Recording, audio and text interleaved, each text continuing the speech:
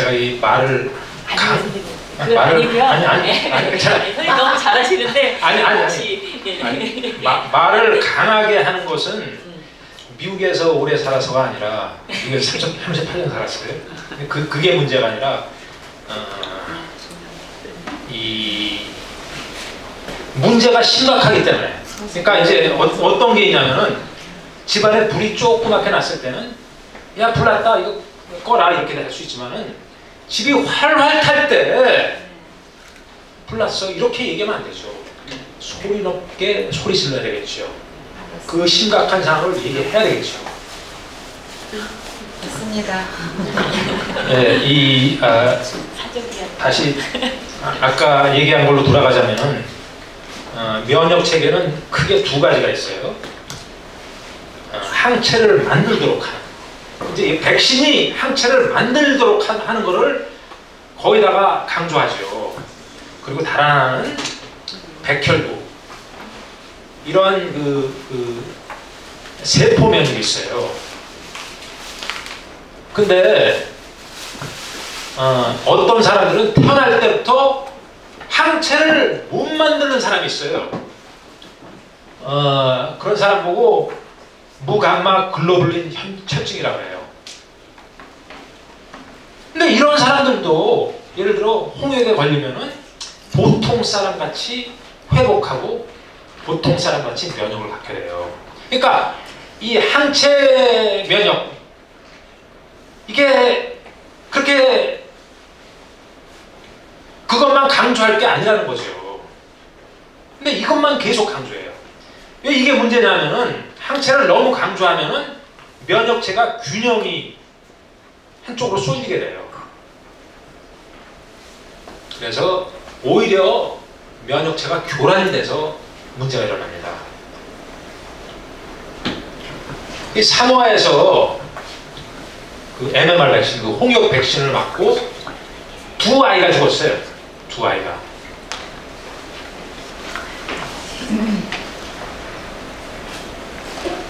그게 이제 보도가 되는 거예요. 한국에서는 이런 게 보도가 안 돼요. 그리고 미국에서 얘가 백신을 맞고 죽었어요. 그리고 그 부모들이 인터뷰를 한 거예요. 근데 이 사람은 그 이종격투기 그 선수예요. 잘 알려져 있어요, 미국에서. 그리고 이분은 와이프인데 간호원이에요, 간호원. 간호원이라서 항상 백신은 맞추는 걸로 해서 맞췄는데 이렇게 애가 죽은 거예요. 그래서 이런 광고를 합니다. 나는 간호원으로서 백신이 자기 아이를 죽일 수 있는지 몰랐다 이거예요.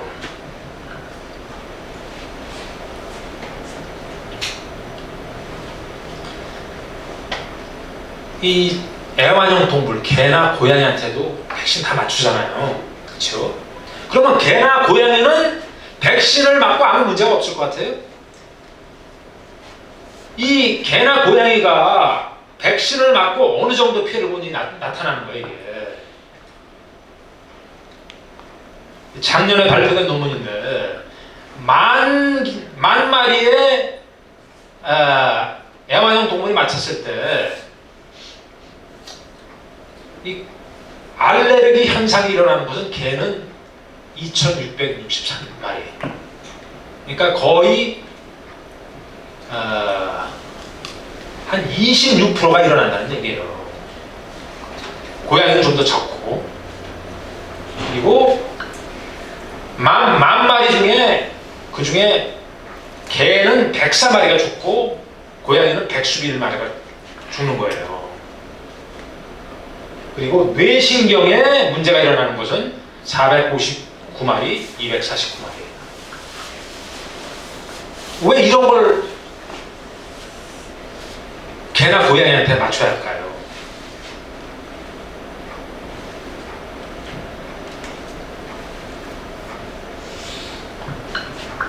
한국에서는 독감 백신을 임신부한테도 권장하는 거 들어보셨죠? 그럼 미친 짓이에요. 미친 짓입니다, 그게.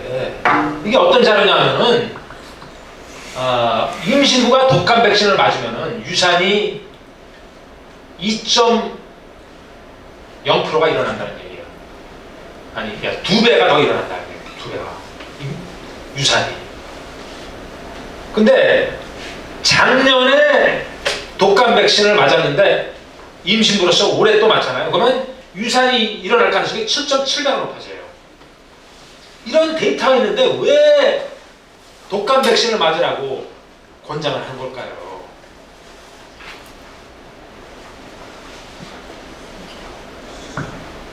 이거는 뭐냐면은 임신부가 B형 간염 백신을 맞으면은 유산이 일어나는 거지 얘기를 한 거야, 이게. 그 부작용 중에 가장 많이 일어나는 문제는 유산이에요, 유산. 우리하고 같이 운동하는 현혜진 선생이 있는데 그 며느리가 임신을 했는데 저 B형 간염 백신을 맞은 거예요. 유산이 됐어요.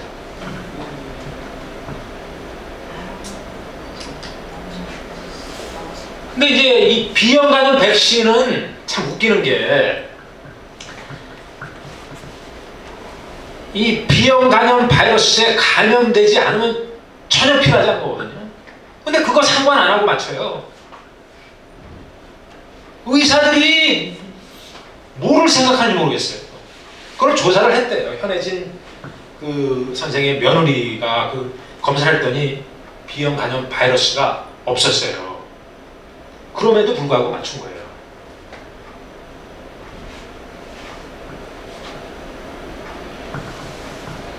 저런 속임수들이 있는데, 그러면 GMO에 대한 속임수에 대해서 얘기할게요.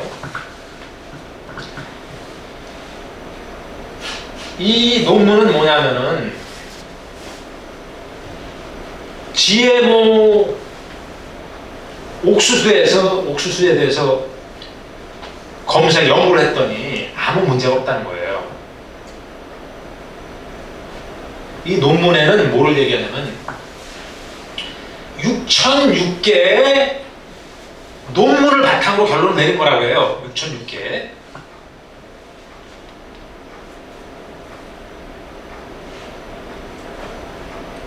그리고 저거에 대해서 그 몬산토 앞자리들이 그렇게 얘기를 해요. 그래, 저 논문에 들어가면 사실적으로 놀라운 게 6,006개의 논문이 없어요. 6,006개의 논문이 없어요.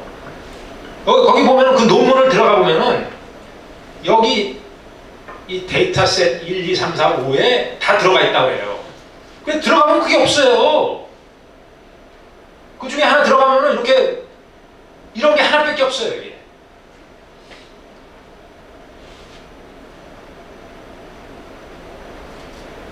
이러한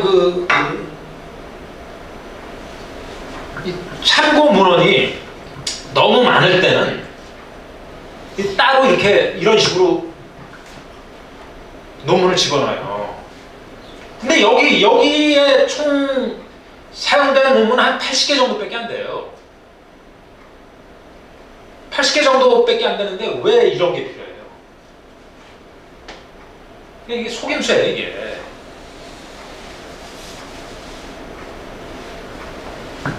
그래, 저걸 얘기하는 사람이 김호일 씨라고 있는데 이게 친GMO 학자죠. 그걸 좀 읽어봐라, 우리 보고. 그러는 거예요. 그걸 좀 읽어봐라. 그래서 내가 읽어봤어요. 그랬더니 저런 식이에요. 그래서 내가 저기 반박하는 글을 써서 뭐라 그랬냐면은 나보고는 읽어보라는데 당신은 읽어봤냐.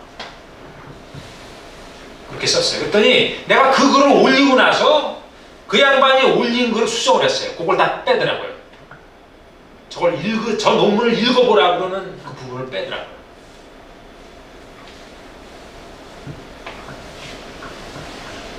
이 백신이 어떤 문제가 있나 이거를 아시려면 무엇보다도 이걸 아셔야 됩니다. 1986년도에 미국 국회에서 백신으로 어떤 피해가 일어나도 그 제약회사는 책임이 없도록 하는 그 법안을 통과했어요. 그거를 사인한 사람이 리건 대통령이에요. 이게 어마어마한 중요성이 있어요. 왜냐? 이 제조물 책임법에 세계에서 유일하게 이 백신이 제외된 거예요. 그전에는 백신이 문제가 일어나면 소송을 해서 보상을 받을 수 있는데 이게 제외가 된 거예요. 그렇기 때문에 백신 업체는 안전성을 철저히 해야 되는 그러한 이유가 없어진 거예요.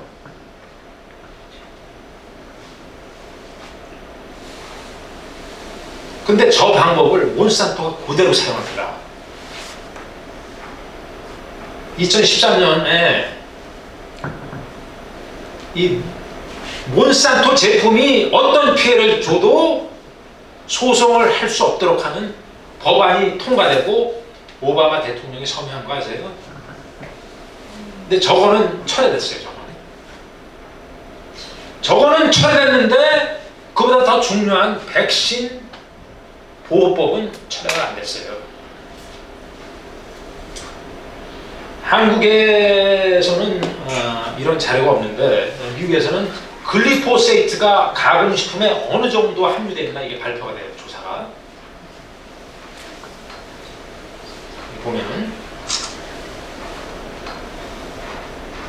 이거 아마 보셨을 거예요. 아마 저 마트에서 뭐 이 시리얼 이런 거 이거 보면 리치니 오리오 이거 보셨죠? 아마 아이들한테 사서 주셨을 거예요. 독이 되는 거예요 이게. 그리고 여기 뭐 레이즈니 도리도니 프리도니 애들 좋아하는 칩반이에요. 이거 다 글리포세이트 추성이에요. 이 독이 든 걸 아이들한테 사주고 있어요. 근데 이제 저는 이제 한국에서 저거를 조사하려고 서울대에 2016년도에 갖다 줬어요. 가공식품들을 교수한테. 그게 2년 반 전이에요. 왜 이게 아직도 안 나오냐면 서울대는 몬산토가 장학금을 주고 있어요.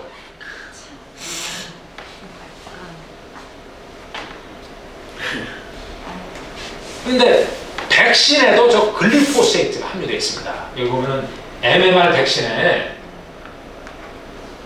글리포세이트가 어느 정도 함유되어 있나 이게 조사가 발표됩니다. 그러니까 애들한테 이 MMR 백신 놓는 거는 한두 가지 문제가 아니에요.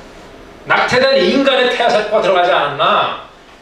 저 글리포세이트가 들어가지 않았나?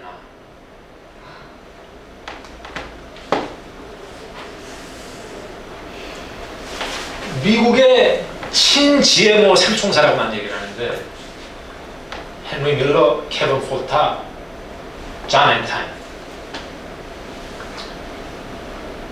헨리 밀러라는 스탠포드 교수는 기업이 원하는 건 다 해주는 사람이에요. 니코틴이 나쁘지 않다, DT를 제도입한다, GMO가 안전하다, 글리포세이트가 안전하다, GMO 표시를 하면 안 된다.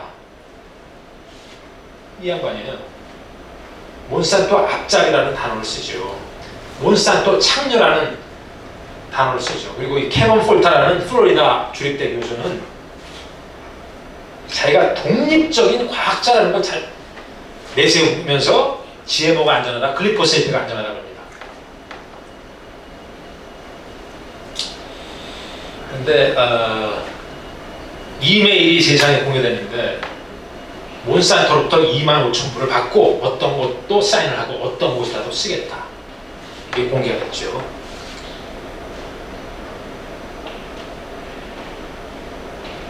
존 엔틴이라는 양반은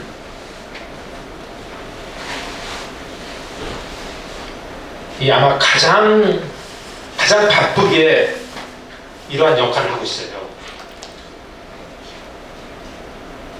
이 몬산토는 이러한 사람들한테 돈을 지불하고 있다는 게 나타나고 있어요. 저 양반은 뭐 GMO뿐만 아니라 여러 가지 기업들의 제품이 안전하다고 주장하고 있죠. 근데 한국의 친-GMO 상총사는 이런 사람들이에요. 이철호 교수, 김호일 씨, 아까 말씀드린, 그리고 최나원 씨. 다 이분들이 교수예요. 세 분. 이 양반은 명예교수고 김호일 씨는 한국 정부에서 일했었어요. 은퇴했어요. 최나원 씨는 서울대 출신 식품 전문가예요. 저 중에서 제일 열심히 일하는 사람이 최나원 씨예요. 최나원 씨하고 나하고는 여러 번 붙었죠. 페이스북에서도 여러 번 붙었고 이제 나를 완전히 차단시켜버렸죠. 근데 이 GMO 완전 표시제 그 청와대 청원이 들어가고 나니까 어마어마하게 이 양반이 활동을 해요. 그 GMO 완전 표시제 청원이 들어가고 나서 27개의 기고를 올렸어요. 27개. 그리고 유튜브 동영상을 1시간 20분, 23분짜리, 1시간 32분짜리, 41분짜리, 21분짜리, 15분짜리 이렇게 여러 개를 동영상에 올렸다고요. 세계 신기록이에요, 내가 보기에는. 그리고 유일하게 내가 아는 걸로는 GMO 책을 2권 쓴 사람이 이 사람이에요. 2개를 썼어요. GMO 책. GMO가 안전하다. 이제 그 중에 하나가 이거예요. 모든 생명은 GMO다. 그리고 얼마 전에 나온 GMO 논란의 암호를 풀다.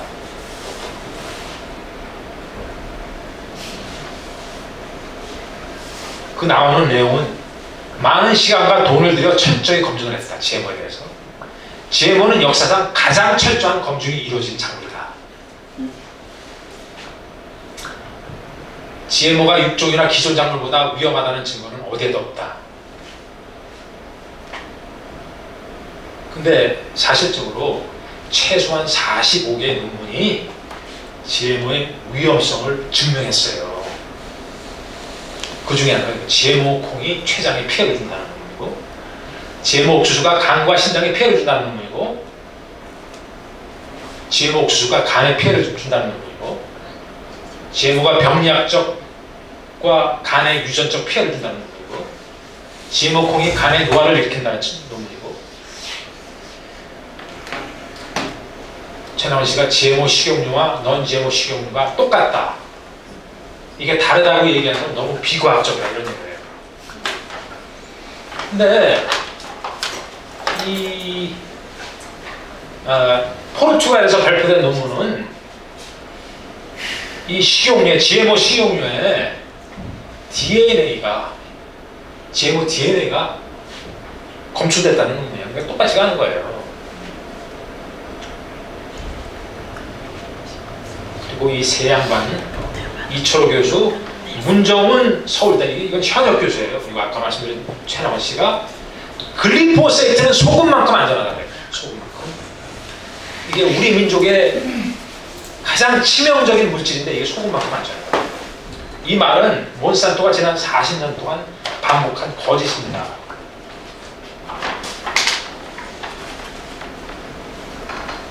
아이젠하워 대통령이 1960년도가 1961년도가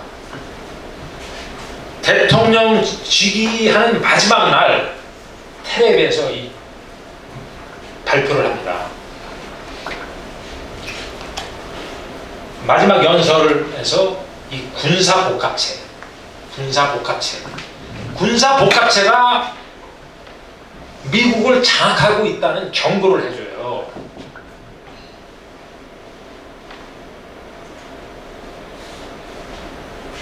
저 군사복합체가 어느 정도 영향을 주는가. 미국에서 끝나는 게 아니에요. 한국에도 영향을 줘요.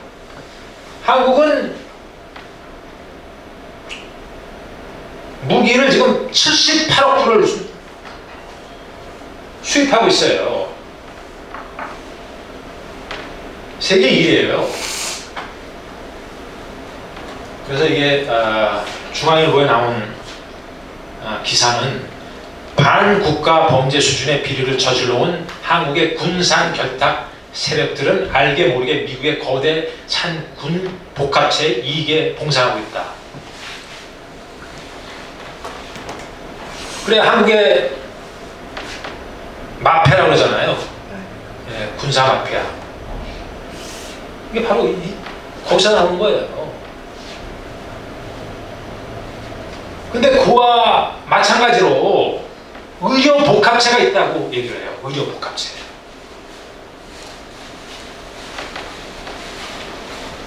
의료 복합체에서 일어나는 문제가 세 가지가 있습니다. 세 가지. 백신이 문제고, 두 번째는 정신과 의사들이 처방하는 약입니다. 얼마 전에 PC방 살인사건 났잖아요.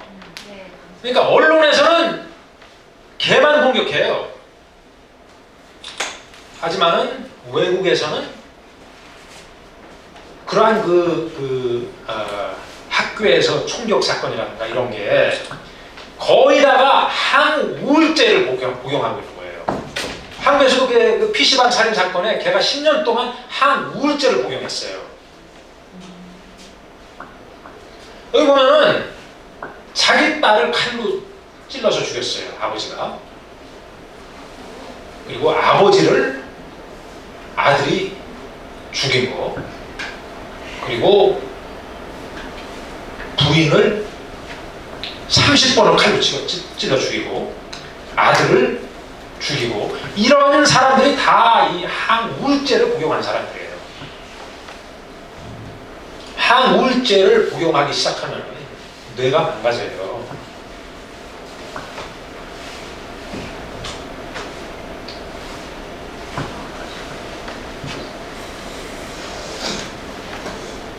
이 항우울제를 안전성 검증했다는 그 임상시험 연구를 보게 되면은 기가 막힌 게, 그러니까 멀쩡한 사람이 항우울제를 복용하잖아요. 멀쩡한 사람이 임상시험에서. 그러면 자살 일어날 가능성이 2.8배가 증가해요. 2.28배가 증가해요. 그러니까 아무 문제가 없는 사람이 저 항우울제를 복용하네요. 그러니까 아무 문제가 없는 사람도 저 항우울제를 복용하면은 저런 문제가 일어나는데 왜 저런 약을 복용을 합니까? 노인이 항우울제를 복용을 하면은 낙상이 일어날 가능성이 1.66배가 높고, 사망할 가능성이 1.66배 높고, 자살하거나 남을 해칠 가능성이 5.16배가 높아져요.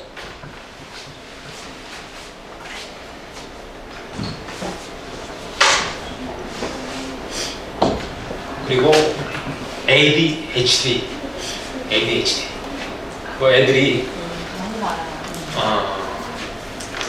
이게 물론 뭐 음식이 안 좋고 이런 문제가 있는데, 지금 ADHD를 어떻게 얘기하냐. 사실 나도 ADHD 있는 사람이에요. 나는 태어날 때부터 ADHD를 증상을 갖고 태어난 사람이에요. 가만히 앉아있지 못해요. 근데 내가 다른 비슷한 얘기를 할게요. 에디슨이 어렸을 때 이런 문제가 있었는데, 하루는 에디슨이 선생이 이 편지를 주면서 엄마한테 갖다 주라고 해서 그 편지를 갖고 너는 보지 말고 엄마한테만 줘라. 근데 얘가 그 편지를 주니까 편지를 열어보고 엄마가 울기 시작하는 거예요.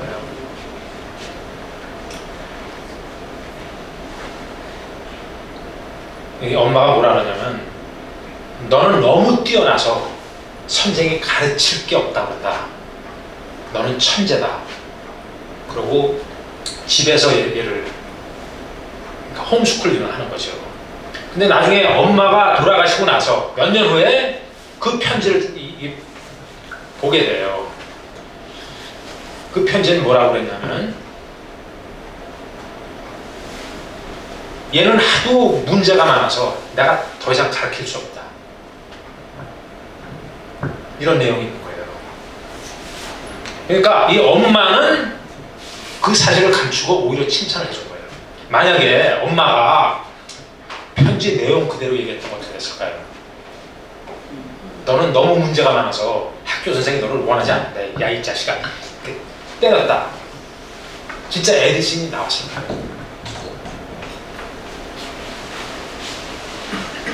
이 한국의 지금 정신과 의사들이 어떤 문제를 일으키는가 그거 보면 에디슨을 보게 되면 알 수 있어요. 애들을 문제가 있는 걸로 낙인을 찍어놔서 약을 먹이고 있는 거예요.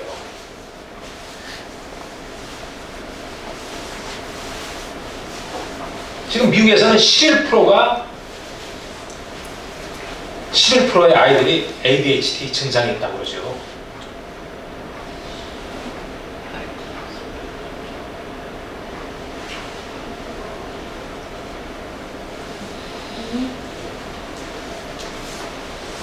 식약처의 3대약이 이겁니다. 부패, 무능, 무관심.